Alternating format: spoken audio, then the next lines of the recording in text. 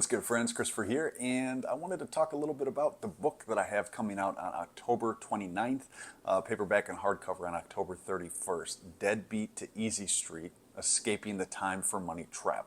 Now, recently I've been making videos that have gone into some of the topics and concepts that are within the book, but of course the book is where I lay out everything clearly, linearly, and step by step, providing tools, roadmaps, strategies, etc. on how to escape the matrix, if you will, how to escape this prison that many folks find themselves in where they're just trading their time for money.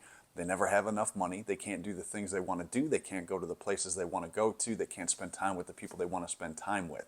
And this is why I wrote this book, is because I had to discover this for myself, and I had to discover it the hard way. I had to go through a lot of suffering. I had to have a lot of sacrifices and suffer tremendous loss in order to learn these lessons.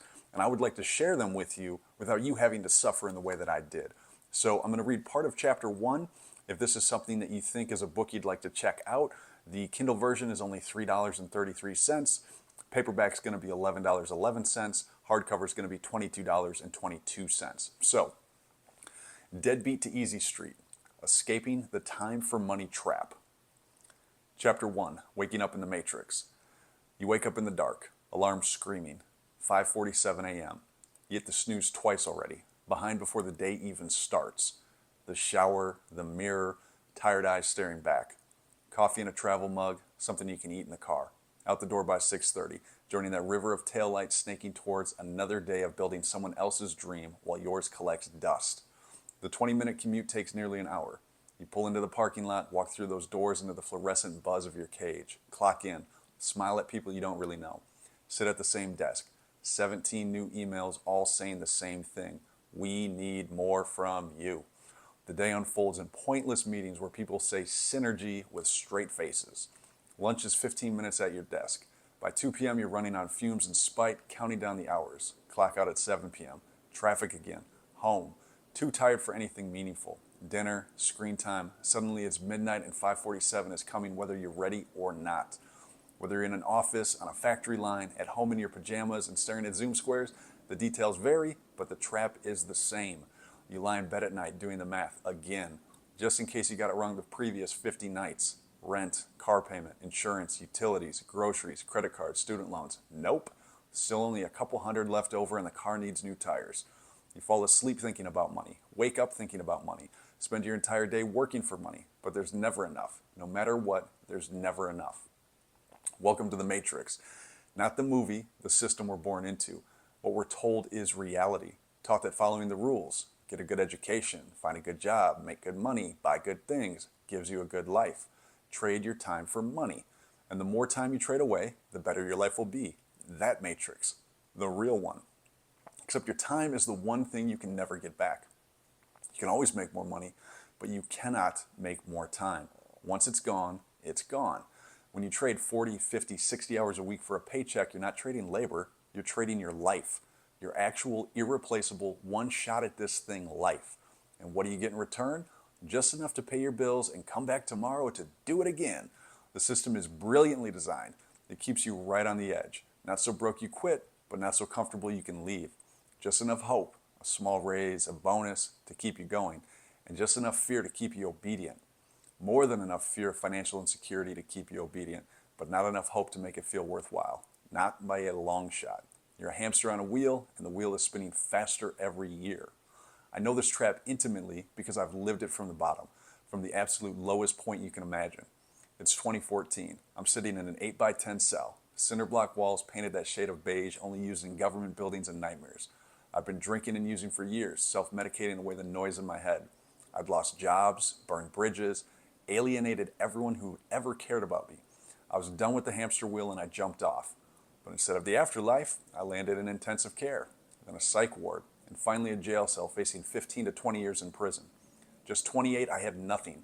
No money, no career, no family that wanted to hear from me, no prospects, no future. The jail cell wasn't the worst part though. It wasn't the withdrawals or the boredom either.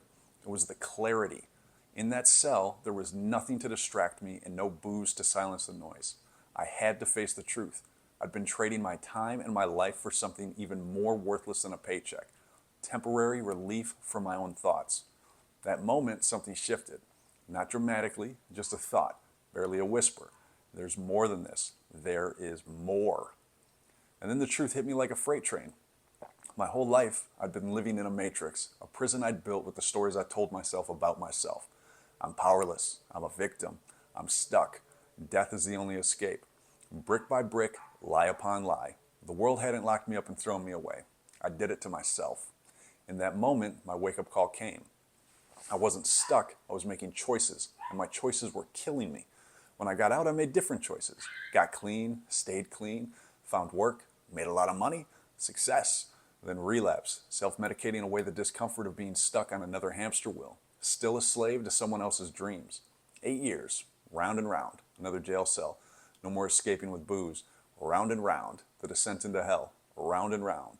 Darkness so oppressive I'd go days without eating. Round and round. Stop the world, I have to get off. At last, the light of truth broke through my darkness and I saw my life with perfect clarity again. My slavery wasn't caused by a boss or lack of money or addiction. I was a slave to the belief that the Matrix was real and it was mandatory and the only way to get off it was to die. Wrong. The Matrix exists only when you believe you're powerless to leave it. This trap isn't new. It's as old as the pyramids. Open your Bible or your history book to Exodus chapter 1, verse 11 through 14, and you'll find the blueprint. So they put slave masters over them to oppress them with forced labor, and they built Pithom and Ramses as store cities for Pharaoh. They made their lives bitter with harsh labor in brick and mortar. The Israelites were slaves, not because they were lazy, but because the system was designed to extract their labor for someone else's benefit. They built store cities for Pharaoh. They poured their sweat, their lives, into monuments to someone else's power. And the harder they worked, the more ruthlessly they were driven. There was no amount of labor that would set them free because freedom was never the point. Extraction was the point. Control was the point. Control is always the point. The modern matrix operates on the same principle. You're not building physical pyramids, you're building quarterly earnings reports, shareholder value, executive bonuses. You're trading your labor, your time, your creativity for a paycheck that lets you survive just long enough to come back and do it again. The Israelites built cities for Pharaoh's glory. You're building empires for corporate tycoons you'll never meet. Different era, same scam. But here's the thing. The Israelites didn't stay in Egypt. They woke up. They recognized they were enslaved. They cried out for deliverance. And when the chance to leave came, they took it, even though it meant leaving everything they'd ever known, because they realized they weren't meant for bondage. Neither are you. Here's the truth nobody tells you. You're not stuck. You're in a system that's lying to you about what's possible. Read that again. Let it sink in. You're not lazy. You're not broken. You're not doomed to grind yourself into dust for someone else's profit margins. You're not sentenced to a life of exhaustion and financial stress and dreams deferred until you're too old to chase them. The system is lying. There's another way. Not an easy way, not a get-rich-quick scheme, not some mystical nonsense. A real way, a tested way, a proven way that's been used by people who decided they'd rather build their own dreams than spend their lives building someone else's. We're going to explore that way together in this book. We're going to dismantle the lies you've been told and replace them with truth. We're going to get you the tools, strategies, and roadmap to escape the matrix and build a life that's actually yours. Waking up is the first step. You have to see the bars on the cage. You have to get uncomfortable enough with where you are to start moving towards something different. And I'm going to cut it off there. So again, that's just a little bit at the beginning of chapter 1. If this is something that's speaking to you, again, the link is in the description for you to pre-order the Kindle version. And again, the paperback and hardcover versions will be available on October 31st. Kindle version will be automatically downloaded if you pre-order it on October 29th. So I appreciate your time. I look forward to talking to you soon. Oh, so soon. We'll talk then. Anyway, peace.